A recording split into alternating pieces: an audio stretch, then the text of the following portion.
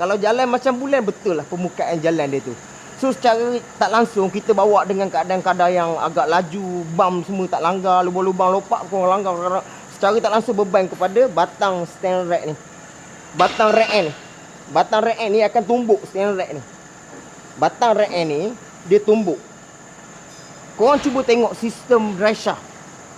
Cuba tengok sistem dry shaft. Dry shaft dia fleksibel tau. Dry shaft dia boleh macam ni, betul? Tapi dia boleh masuk ke dalam. Kan dry shaft kan dia, kepala dia boleh masuk macam tu kan.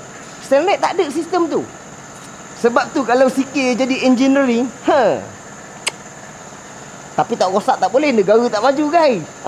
Sebab tu dia tak ada pergerakan macam dry shaft. Kalau dry shaft tak apa, dia boleh masuk keluar kan. Macam ni tak ada, dia stick je tu. Gerak. Itu yang tak tahan dia tumbuk sini, pam alunya kau lah. Dia rosak.